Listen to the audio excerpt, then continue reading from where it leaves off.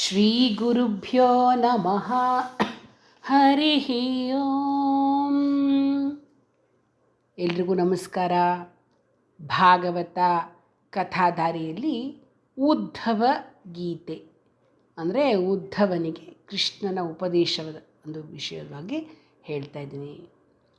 ಉದ್ಧವಂಗೆ ನಾನು ಕಳೆದ ಸಂಚಿಕೆಯಲ್ಲಿ ಯಾವ ರೀತಿ ಅವಧೂತ ಗೀತೆಯನ್ನು ಕೃಷ್ಣ ಹೇಳಿದ್ನಲ್ಲ, ಆ ಒಂದು ಮಾತುಗಳಿಂದ ಅವನಿಗೆ ಪ್ರಭಾವಿತನಾಗ್ಬಿಡ್ತಾನೆ ಉದ್ಧವ. ಆದರೆ ಅವನ ಮನಸ್ಸಿನಲ್ಲಿ ಭಾಳಷ್ಟು ಅನುಮಾನಗಳಿದ್ವು, ಶಂಕೆಗಳಿದ್ವು. ಅದಕ್ಕೆ ಅವನಿಗೆ ಉತ್ತರ ಬೇಕಾಗಿತ್ತು. ಅವನು, ಕೃಷ್ಣ, ಧ್ಯಾನ ಅಂದ್ರೇನು? ಧ್ಯಾನದಲ್ಲಿ ಭಾವನೆ ಹೇಗಿರಬೇಕು? ಯಾವ ರೂಪ ಭಾವ ಇರಬೇಕು? ಇದನ್ನೆಲ್ಲ ನಂಗೆ ಸ್ವಲ್ಪ ಡೀಟೇಲಾಗಿ ಹೇಳು ಅಂತ ಕೇಳ್ಕೊಳ್ತಾನೆ. ಆಗ ಕೃಷ್ಣ ಹೇಳ್ತಾನೆ, ಉದ್ಧವ, ಸ್ಥಿರವಾದ ಆಸನದಲ್ಲಿ ಸಾಧಕ ಸ್ಥಿರನಾಗಿ ಬೆನ್ನು ಹುರಿಯನ್ನು ನೇರಕ್ಕೆ ನಿಲ್ಲಿಸಿ ಆಸೀನನಾಗಬೇಕು. First point. ಇನ್ನು ಹಸ್ತಗಳು ಎರಡೂ ತೊಡೆ ಮೇಲೆ ಇರಬೇಕು. ದೃಷ್ಟಿ ಮೂಗಿನ ತುದಿಯಲ್ಲಿರಬೇಕು. ಅನಂತರ ರೇಚಕ, ಕುಂಭಕ, ಪೂರಕಗಳಿಂದ ಪ್ರಾಣವಾಯುವನ್ನು ನಿಯಂತ್ರಿಸಬೇಕು. ಮೂಗಿನ ಎಡಹೊಳ್ಳೆ, ಅದು ಇಡಾನಾಡಿಯಿಂದ ವಾಯುವನ್ನು ನಿಧಾನವಾಗಿ ಒಂದೇ ಗತಿಯಲ್ಲಿ ಒಳಗೆ ಸೆಳೆದುಕೊಂಡು ಬಲಬದಿಯ ಹೊಳ್ಳೆ ಇದೆಯಲ್ಲ, ಅದು ಪಿಂಗಳ ನಾಡಿ, ಅದರ ಮೂಲಕ ಹೊರಗೆ ಬಿಡಬೇಕು. ಅಂತೆಯೇ ಬಲಬದಿಯಿಂದ ಒಳಗೆ ತೆಗೆದುಕೊಂಡು ಎಡಬದಿಯಿಂದ ಹೊರಗೆ ಬಿಡಬೇಕು. ಇದನ್ನೇ ಪ್ರಾಣಾಯಾಮ ಅಂತ ಕರೆಯೋದು. ಇದನ್ನು ಓಂಕಾರದೊಂದಿಗೆ, ಓಂಕಾರ ಹೇಳ್ಕೊಳ್ತಾ ಈ ಕೆಲಸ ಮಾಡಬೇಕು. ಯಾವಾಗ? ಬೆಳಿಗ್ಗೆ ಮತ್ತು ಮಧ್ಯಾಹ್ನ ಹಾಗೂ ಸಾಯಂಕಾಲಗಳಲ್ಲಿ 10 ಬಾರಿ, ಅದನ್ನು 10 ಬಾರಿ ಆದ್ರೂ ಮಾಡಬೇಕು. ನಿಯಮಿತವಾಗಿ ಯಾರು ಮಾಡ್ತಾರೋ ಅವರಿಗೆ 1 ತಿಂಗಳಲ್ಲಿ ಪ್ರಾಣದ ಮೇಲೆ ಹಿಡಿತ ಸಿಗುತ್ತೆ. ಬಲ ಹೊಳ್ಳೆಯಿಂದ ಉಸಿರನ್ನು ತಗೊಂಡು ಹೊಳ್ಳೆಯಲ್ಲಿ ಬಿಡ್ತಕ್ಕಂಥದ್ದು, ಹೊಳ್ಳೆಯಲ್ಲಿ ಉಸಿರನ್ನು ತೆಗೆದುಕೊಂಡು ಬಲ ಹೊಳ್ಳೆಯಲ್ಲಿ ಬಿಡ್ತಕ್ಕಂಥದ್ದು ಓಂಕಾರ ಮಾಡೋದ್ರಿಂದ 1 ತಿಂಗಳಲ್ಲಿ ಪ್ರಾಣದ ಮೇಲೆ ಹಿಡಿತ ಸಿದ್ಧಿಸತ್ತೆ. ಇನ್ನು ಸಿದ್ಧಿಗಳ ವಿಷಯಕ್ಕೆ ಬಂದರೆ ಏನು ಮಾಡಬೇಕಪ್ಪ ಅಂತಂದರೆ, ಪಂಚಭೂತಗಳಲ್ಲಿ ಮನಸ್ಸನ್ನು ಲೀನಗೊಳಿಸಿ ಧ್ಯಾನವನ್ನು ಮಾಡಿದ್ರೆ ಸಿದ್ಧಿಗಳು ಸಿಗುತ್ತೆ. ಸಿದ್ಧಿಗಳು ಅಷ್ಟಸಿದ್ಧಿಗಳು ಅಂತವಲ್ಲ, ಅದು ಪ್ರಾಪ್ತವಾಗುತ್ತೆ. ಯಾವ್ಯಾವುದು ಅಷ್ಟಸಿದ್ಧಿಗಳು ಅಂತಂದರೆ ಅಣಿಮ, ಮಹಿಮ, ಲಘಿಮ, ಗರಿಮ, ಪ್ರಾಪ್ತಿ, ಪ್ರಾಕಾಮ್ಯ, ವಶಿತ್ವ, ಈಶಿತ್ವ ಅಂತ. ಏನು ಅಣಿಮ ಅಂದರೆ, ನಾವು ಹೇಗೆ ಇಷ್ಟಪಡ್ತೀವೋ ಅಷ್ಟು ಸಣ್ಣ ರೂಪವನ್ನು, ಸೂಕ್ಷ್ಮ ರೂಪವನ್ನು ಪಡಿಬಹುದು ಆ ಸಿದ್ಧಿ ಪಡ್ಕೊಂಬಿಟ್ರೆ. ಮಹಿಮ ಅಂದರೆ ಬಯಸಿದ ವಿಷಯ ವಸ್ತುಗಳ ಮೇಲೆ ನಮಗೆ ಓನರ್ಶಿಪ್, ನಮಗೇನು ವಿಷಯ ಬೇಕೋ ಅಥವಾ ವಸ್ತು ಬೇಕೋ ಅದ್ರ ಮೇಲೆ ನಾವು ಅದನ್ನು ಗಳಿಸ್ಕೊಂಡು ಬಿಡ್ತೀವಿ, ಅದಕ್ಕೆ ನಾವೇ ಯಜಮಾನರಾಗ್ಬಿಡ್ತೀವಿ. ಇನ್ನು ಲಘಿಮ ಅಂದರೆ ಎಷ್ಟು ಲಘುವಾಗೋದು ಅಂದರೆ ಹತ್ತಿಯಷ್ಟು ಲಘುವಾಗ್ತಕ್ಕಂಥದ್ದು, ಆಯಿತಾ. ಗರಿಮ ಅಂದರೆ ನಮಗೆಷ್ಟು ದೊಡ್ಡದಾಗಿ ಬೇಕೋ ಅಷ್ಟು ದೊಡ್ಡದಾಗಿ ಬೆಳೆಯುವಂಥದ್ದು. ಪ್ರಾಪ್ತಿ ಅಂದರೆ ಬಯಸಿದ ಲೋಕಗಳಿಗೆ ಹೋಗ್ತಕ್ಕಂಥ ಶಕ್ತಿ ಪಡೆಯೋದು. ಪ್ರಾಕಾಮ್ಯ ಅಂದರೆ ಏನು ಸತ್ಯದಲ್ಲೇ ಸ್ಥಾನವಾಗ್ತಕ್ಕಂತಹ ಶಕ್ತಿ. ವಶಿತ್ವ ಅಂದರೆ ಬಯಸಿರ್ತಕ್ಕಂಥ ಎಲ್ಲ ಜೀವಿಗಳನ್ನು ಹಿಡಿತದಲ್ಲಿಟ್ಕೊಳ್ತಕ್ಕಂತಹ, ವಶಗೊಳಿಸ್ಕೊಳ್ತಕ್ಕಂತಹ ಶಕ್ತಿ. ಇನ್ನು ಈಶಿತ್ವ ಅಂತಂದರೆ ಬಯಸಿದ್ದನ್ನು ಬಯಸಿದಾಗ ಬಯಸಿದಂತೆ ಸೃಷ್ಟಿಸ್ತಕ್ಕಂತಹ ಸಾಮರ್ಥ್ಯ. ಇವಿಷ್ಟು ಅಷ್ಟಸಿದ್ಧಿಗಳು. ಇಷ್ಟೇ ಅಲ್ಲ, ಇನ್ನೂ 10 ಬಗೆಯ ಸಿದ್ಧಿಗಳನ್ನು ಸಾಧನೆ ಸಂಕಲ್ಪ ಬಲದಿಂದ ಹೊಂದಬೇಕು. ಅದು ಸಾಧ್ಯ ಉಂಟು. ಯಾವುದು ಅಂತ ಕೇಳಿಸ್ಕೋ ಅಂತ ಹೇಳ್ತಾನೆ ಕೃಷ್ಣ. ಯಾವುದಪ್ಪ ಇನ್ನು 10 ಅಂದರೆ ಅನೂರ್ಮಿಷ್ಟ ಅಂತಕ್ಕಂಥ ಸಿದ್ಧಿ ಯಾರು ಪಡಿತಾರೋ ಅವ್ರಿಗೆ ಹಸಿವು, ಬಾಯಾರಿಕೆ, ಶೋಕ, ಮೋಹ, ವೃದ್ಧಾಪ್ಯ, ಮರಣಗಳು ಯಾವುದೂ ಇರೋದಿಲ್ಲ. ಮರಣದಲ್ಲಿ ಅವನು ಇಚ್ಛಾ ಮರಣ, ಯಾವಾಗ ಬೇಕಾದ್ರೂ ಸಾಯ್ಬೋದು ಅವನು. ಅದು ಅನೂರ್ಮಿಷ್ಟ ಅನ್ನೋ ಸಿದ್ಧಿಯನ್ನು ಯಾರು ಗಳಿಸಿರ್ತಾರೋ ಅವರಿಗೆ ಅದು ಸಾಧ್ಯ. ಇನ್ನು ದೂರಶ್ರವಣ ಸಿದ್ಧಿ ಅಂತಂದರೆ ಈ ಭೂಮಂಡಲದ ಯಾವ ಮೂಲೆಯಲ್ಲಿದ್ದರೂ ಕೂಡ ಇಚ್ಛಾ ಮಾತ್ರದಿಂದ ಕೇಳ್ತಕ್ಕಂಥ ಶಕ್ತಿ. ನೋಡಿ ಎಂಥ ಶಕ್ತಿ ಅಂತ. ಇಲ್ಲಿನ ಸ್ವಲ್ಪ ದೂರದಲ್ಲಿ ಹೇಳಿದ್ದೆ ಏನು ಕೇಳಿಸೋಲ್ಲ. ಇನ್ನು ಭೂಮಂಡಲದಲ್ಲಿ ಎಲ್ಲೋ ಯಾವುದೋ ದೇಶದ ಯಾವುದೇ ಮೂಲೆಯಲ್ಲಿದ್ದರೂ ಕೂಡ ಅದನ್ನು ಕೇಳಿಸ್ಕೊಳ್ತಕ್ಕಂಥದ್ದು, ಬಯಸಿದ್ರೆ ಸಾಕು ಅದನ್ನು ಕೇಳಿಸ್ಕೋಬೋದು. ಅಂಥ ಶಕ್ತಿ ದೂರಶ್ರವಣ ಸಿದ್ಧಿ. ಇನ್ನು ದೂರದರ್ಶನ ಸಿದ್ಧಿ ಅಂತ ಶಕ್ತಿ. ಹಾಗಂದ್ರೆ ಏನಪ್ಪ ಅಂದರೆ ಭೂಮಂಡಲದಲ್ಲಿ ಯಾವ ಮೂಲೆಯಲ್ಲಿ ಏನು ನಡೀತಿದ್ರೂ ಕೂಡ ನಮಗೆ ಬೇಕು ಅನಿಸಿದ್ರೆ ಅದನ್ನು ನಾವು ನೋಡಬಹುದು, ಅಂಥ ಶಕ್ತಿ. ಇನ್ನು ಮನೋಜವ ಸಿದ್ಧಿ ಅಂದರೆ ಮನೋವೇಗದಲ್ಲಿ ಪ್ರಯಾಣ ಮಾಡ್ತಕ್ಕಂಥ ಸಿದ್ಧಿ. ನಮ್ಮ ಮನಸ್ಸು ಎಷ್ಟು ಫಾಸ್ಟಾಗಿ ಹೋಗುತ್ತೆ ಅಷ್ಟು ಫಾಸ್ಟಾಗಿ ನಾವು ಪ್ರಯಾಣ ಮಾಡ್ತಕ್ಕಂಥದ್ದು.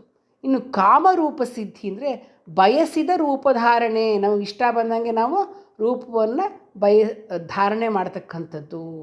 ಪರಕಾಯ ಪ್ರವೇಶ ಸಿದ್ಧಿ, ಅನ್ಯ ಶರೀರದಲ್ಲಿ ತನ್ನ ಆತ್ಮವನ್ನು ಹೋಗಲಿಕ್ಕೆ ಬಿಡದು, ಅದು ಪರಕಾಯ ಪ್ರವೇಶ. ಸ್ವೇಚ್ಛಾ ಮರಣ ಸಿದ್ಧಿ, ನಮ್ಮ ಇಷ್ಟ ಬಂದಾಗ ನಾವು ದೇಹತ್ಯಾಗ ಮಾಡ್ತಕ್ಕಂಥ ಶಕ್ತಿ ಇರದೆ ಸ್ವೇಚ್ಛಾ ಮರಣ ಸಿದ್ಧಿ. ಇನ್ನು ಕ್ರೀಡಾರು ದರ್ಶನ ಸಿದ್ಧಿ ಅಂತಂದರೆ ಅಪ್ಸರ, ಕಿನ್ನರ, ಕಿಂಪುರುಷ, ದೇವರು ದೇವತೆಗಳ ಕೆಲಸಗಳನ್ನು ನೋಡೋಕ್ಕೆ ಸಾಧ್ಯವಾಗ್ತಕ್ಕಂಥದ್ದು, ಅದೆಲ್ಲ ಕ್ರೀಡಾನುದರ್ಶನ ಸಿದ್ಧಿ. ಇನ್ನು ಸಂಕಲ್ಪ ಸಿದ್ಧಿ ಅಂತಂದರೆ ಸಂಕಲ್ಪ ಮಾತ್ರದಿಂದ ಬೇಕಾಗಿರ್ತಕ್ಕಂಥ ವಸ್ತುಗಳನ್ನು ನಾವು ಸೃಷ್ಟಿ ಮಾಡ್ತಕ್ಕಂಥದ್ದನ್ನು ಏನು ಮಾಡ್ತಾರೋ ಅದು ಸಿದ್ಧಿಯನ್ನು ಪಡೆದುಕೊಳ್ಳೋದು ಸಂಕಲ್ಪ ಸಿದ್ಧಿ.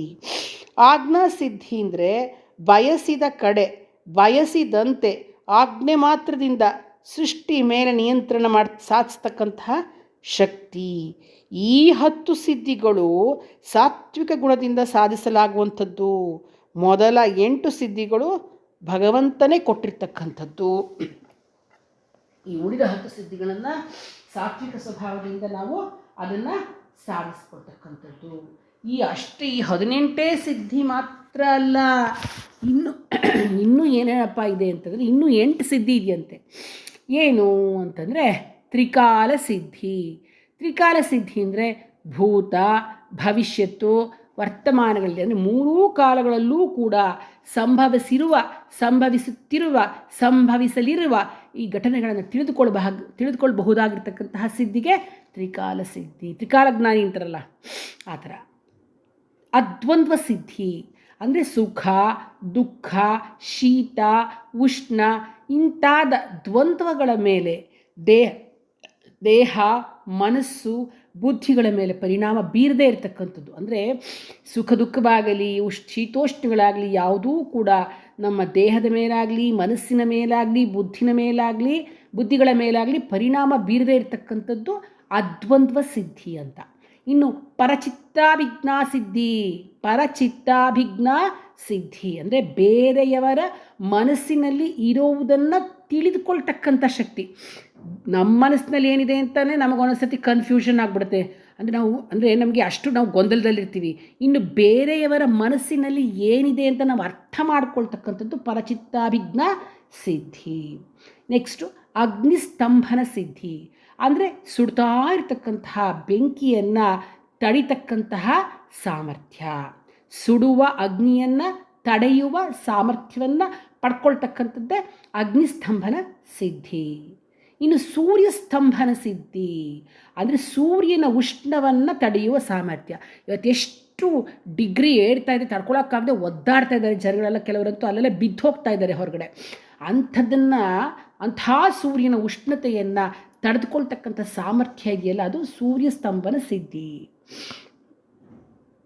ಇನ್ನು ಅಂದರೆ ಅದು ಬರ್ದಿದ್ದಂಗೆ ನೋಡ್ಕೊಳ್ಳೋದು, ಆ ರೀತಿ ಅದು ತಡ್ಕೊಳ್ಳೋದಲ್ಲ, ಬರ್ದಿದ್ದಂಗೆ ಅದನ್ನು ತಡೆಯುವಂಥ ಶಕ್ತಿ. ಇನ್ನು ಜಲಸ್ತಂಭನ ಸಿದ್ಧಿ ಅಂದರೆ ನೀರು ಹರಿತಿರುತ್ತಲ್ಲ ಅದನ್ನು ತಡೆಯೋದು, ಮತ್ತು ನೀರಿನ ಮೇಲೆ ನೆಲದ ಮೇಲೆ ನಡೆಯುವಂತಹ ಶಕ್ತಿ ಅದು ಜಲಸ್ತಂಭನ ಸಿದ್ಧಿ. ಇನ್ನು ವಿಷಸ್ತಂಭನ ಸಿದ್ಧಿ ಅಂದರೆ ವಿಷ ಹಾಗೂ ವಿಷ ಜಂತುಗಳಿಂದ ರಕ್ಷಣೆಯನ್ನು ಪಡ್ಕೊಳ್ತಕ್ಕಂಥದ್ದು. ವಿಷ ತಗೊಂಡ್ರು ಏನೂ ಆಗಬಾರ್ದು ನೋಡಿ ಆ ಥರ. ಇನ್ನು ಅಪರಾಜಯ ಸಿದ್ಧಿ ಯಾರಿಂದಲೂ ಎಂದಿಗೂ ಯಾವ ಕಾರಣದಿಂದಲೂ ಸೋಲನ್ನೇ ಕಾಣದಿರುವಿಕೆ, ಇದಕ್ಕೆ ಅಪರಾಜಯ ಸಿದ್ಧಿ ಅಂತ ಕರೀತಾರೆ ಅಂತ ಕೃಷ್ಣ ಉದ್ಧವನಿಗೆ ಸಿದ್ಧಿಗಳನ್ನು ವಿವರಿಸ್ತಾನೆ. ಅಷ್ಟಾದರೂ ಉದ್ಧವನಿಗೆ ಕುತೂಹಲ ತಣಿಲಿಲ್ಲ. ಅವನು ಹೇಳ್ತಾನೆ, ಪ್ರಭೋ, ವರ್ಣಾಶ್ರಮ ಧರ್ಮಿಗಳಿಗೆ ಪರಮಶ್ರೇಷ್ಠವಾದ ಮೋಕ್ಷ ದೊರಕುತ್ತೆ ಅಂತ ನಾನು ಕೇಳಿದ್ದೇನೆ, ಹಾಗಂದ್ರೆ ಏನು ಅಂತ ಕೇಳ್ತಾನೆ. ಆಗ ಕೃಷ್ಣ ಹೇಳ್ತಾನೆ, ಕಲ್ಪದ ಪ್ರಾರಂಭದಲ್ಲಿ ಸತ್ಯಯುಗದಲ್ಲಿ ಹಂಸ ಅಂತ ಒಂದೇ ಒಂದು ವರ್ಣ ಇತ್ತು. ಹುಟ್ಟಿದಾರಭ್ಯ ಸಮಸ್ತ ಪ್ರಜಾವರ್ಗವು ಕೃತಕೃತ್ಯ ಭಾವ ಹೊಂದಿದ್ದರಿಂದ ಆ ಯುಗಕ್ಕೆ ಕೃತಯುಗ ಅಂತ ಕರೆದರು. ಅಲ್ಲಿ ಓಂಕಾರವೇ ಪ್ರಧಾನವಾಗಿತ್ತು. ಈ ಯುಗದಲ್ಲಿ ನಾನು ಹಂಸರೂಪನಾಗಿದ್ದೆ. ತಪಸ್ಸು, ದಯೆ, ಸತ್ಯ, ಶೌಚ ಅಂತಕ್ಕಂಥ 4 ಕಾಲುಗಳ ಮೇಲೆ ಧರ್ಮ ನಿಂತಿತ್ತು. ನಾನು ವೃಷಭನಾಗಿದ್ದೆ, ನಾನೇ ಆಗಿದ್ದೆ ವೃಷಭನಾಗಿ. ಧರ್ಮ 4 ಕಾಲ ಮೇಲೆ ನಿಂತಿರ್ತಕ್ಕಂಥದ್ದು. ಆನಂತರ ತ್ರೇತಾಯುಗ. ಇಲ್ಲಿ ಶ್ವಾಸೋಚ್ಛ್ವಾಸಗಳ ಮೂಲಕ ಋಗ್ವೇದ, ಯಜುರ್ವೇದ, ಸಾಮವೇದ ಬರ್ತವೆ. ಈ 3 ವೇದಗಳಿಗೆ ಹೋತೃ, ಅಧ್ವರ್ಯು, ಉದ್ಗಾತು ಎಂಬ ಯಜ್ಞ ಪುರುಷನಾಗಿರ್ತಕ್ಕಂಥವನಾದೆ ನಾನು. ನನ್ನ ವಿರಾಟ್ ಸ್ವರೂಪದ ಮುಖದಿಂದ ಬ್ರಾಹ್ಮಣ, ಬಾಹುಗಳಿಂದ ಕ್ಷತ್ರಿಯ, ತೊಡೆಗಳಿಂದ ವೈಶ್ಯ, ಪಾದಗಳಿಂದ ಶೂದ್ರರು ಕೂಡ ಉದ್ಭವಿಸ್ತಾರೆ. ಶಿರಸ್ಸಿನಿಂದ ಸನ್ಯಾಸ, ಹೃದಯದಿಂದ ಬ್ರಹ್ಮಚರ್ಯ, ವಕ್ಷಸ್ಥಳದಿಂದ ವಾನಪ್ರಸ್ಥ, ತೊಡೆಯಿಂದ ಗೃಹಸ್ಥಾಶ್ರಮಗಳು ಹುಟ್ಟುತ್ತವೆ. ಆಯಾ ವರ್ಣದವರಿಗೆ ಸಹಜವಾಗಿರ್ತಕ್ಕಂತಹ ಗುಣ ಸ್ವಭಾವಗಳಿರುತ್ತವೆ. ಬ್ರಾಹ್ಮಣನ ಸ್ವಭಾವ ಅಂದರೆ ಇಂದ್ರಿಯ ನಿಗ್ರಹ, ಕ್ಷಮೆ, ದಯೆ, ಸರಳತೆ, ಭಕ್ತಿ, ಪಾವಿತ್ರ್ಯ, ತಪಸ್ಸು, ಸತ್ಯ. ಕ್ಷತ್ರಿಯನ ಗುಣ ಅಂದರೆ ತೇಜಸ್ಸು, ಬಲ, ಧೈರ್ಯ, ವೀರ್ಯ, ಕ್ಷಮೆ, ಉದಾರತೆ, ಸ್ಥಿರತೆ. ಬ್ರಾಹ್ಮಣರಲ್ಲಿ ಹಿರಿಯರಲ್ಲಿ ಗೌರವ, ಸಂಪತ್ತು, ಸಂಗ್ರಹಣೆ, ಚಿಂತನೆ, ಕಾರ್ಯಗಳಲ್ಲಿ ಸ್ಥಿರತೆ. ಇವಿಷ್ಟು ಕ್ಷತ್ರಿಯನ ಒಂದು ಗುಣಗಳು. ಇನ್ನು ವೈಶ್ಯನ ಸ್ವಭಾವ ಅಂದರೆ ಸಂತೃಪ್ತಿ, ಗೋಬ್ರಾಹ್ಮಣ ಶುಶ್ರೂಷೆ, ದೈವಭಕ್ತಿ, ದಾನ ಬುದ್ಧಿ. ಇನ್ನು ಶೂದ್ರವರ್ಣೀಯರು ಹೆಂಗೆ ಇರ್ತಾರೆ ಅಂದರೆ ಗೋಬ್ರಾಹ್ಮಣರ ಸೇವೆ, ನಿಷ್ಕಪಟತೆ, ಶ್ರಮ, ಸಂತೃಪ್ತಿ, ಸಂತುಷ್ಟಿ. ಈ 4 ವರ್ಗದವರು ಷೋಡಶ ಸಂಸ್ಕಾರಗಳನ್ನು ಮಾಡಿಸಿಕೊಳ್ಳಬೇಕು. ಅರ್ಥ ಆಯ್ತಲ್ಲ? ಇದು ಒಬ್ಬರಿಗೆ ಅಲ್ಲ, ಷೋಡಶ ಸಂಸ್ಕಾರಗಳು ಈ 4 ವರ್ಗದವರೆಗೂ ಆಗಬೇಕು. ಸ್ನಾನ, ಶುಚಿತ್ವ, ಆಚಮನ, ಸಂಧ್ಯಾವಂದನೆ, ತೀರ್ಥ ಸೇವನೆ, ಜಪ, ತಪ ಇವು ಬ್ರಹ್ಮಚಾರಿ, ಗೃಹಸ್ಥ, ವಾನಪ್ರಸ್ಥ, ವ್ರತಸ್ಥ, ಸನ್ಯಾಸಿ ಇವರೆಲ್ಲರೂ ಕೂಡ ಆಚರಿಸಬೇಕಾಗಿರ್ತಕ್ಕಂಥ ವ್ರತಗಳು. ಉದ್ಧವ, ಈ ಶರೀರಕ್ಕೆ ಜನನ, ಬಾಲ್ಯ, ತಾರುಣ್ಯ, ವೃದ್ಧಾಪ್ಯ ಮತ್ತು ಮರಣ ಎಂಬ 5 ಸ್ಥಿತಿಗಳಿವೆ. ಜನ್ಮಕ್ಕೆ ಬರೋಕ್ಕೆ ಮುಂಚೆ ಹಾಗೂ ಮರಣದ ನಂತರ ಈ ದೇಹ ಇರೋದಿಲ್ಲ.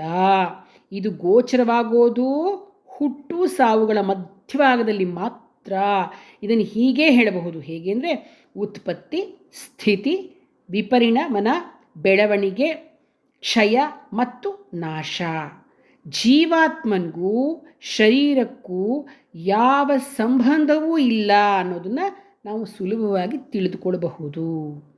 ಇನ್ನು ದುರ್ಮಾರ್ಗದಲ್ಲಿರ್ತಕ್ಕಂಥವನಿಗೆ ಕ್ಲೇಶ, ಕ್ಷೋಭೆಗಳು ಕಾಡುತ್ತವೆ. ಶ್ರುತಿವಾಕ್ಯ, ಪ್ರತ್ಯಕ್ಷ, ಐತಿಹ್ಯ, ಅನುಮಾನಗಳು ಅಂತಕ್ಕಂಥ ಪ್ರಮಾಣದಿಂದ ಜ್ಞಾನಿಗೆ ಈ ಜಗತ್ತು ಅಸ್ಥಿರವಾಗಿರ್ತಕ್ಕಂಥದ್ದು, ಈ ಜಗತ್ತಿನ ವಿಕಾರಗಳು ಎಲ್ಲವೂ ಕೂಡ ಜ್ಞಾನಿಗೆ ಅರ್ಥವಾಗುತ್ತೆ. ಈ ಅರಿವಿನಿಂದ ಅವನಿಗೆ ವೈರಾಗ್ಯ ಉಂಟಾಗುತ್ತೆ. ವೈರಾಗ್ಯದಿಂದ ಜಿಜ್ಞಾಸು ಮೋಕ್ಷ ಪಥದಲ್ಲಿ ನಡೀತಾನೆ. ಇದು ಸನ್ಮಾರ್ಗ. ಅಧಿಕ ತಮೋಗುಣವೇ ನರಕ.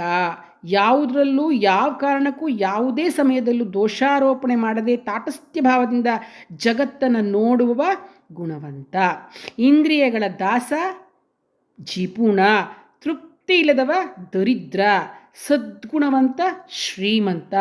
ಇಂದ್ರಿಯಗಳಲ್ಲಿ ಅನಾಸಕ್ತನಾದವನು ಒಡೆಯನಾಗ್ತಾನೆ, ಈಶನಾಗ್ತಾನೆ ಅಂತ ಹೇಳಿ ವಿವರಿಸ್ತಾನೆ ಕೃಷ್ಣ ಪರಮಾತ್ಮ. ಇದೇ ಉದ್ಧವ ಗೀತೆ. ಧನ್ಯವಾದಗಳು.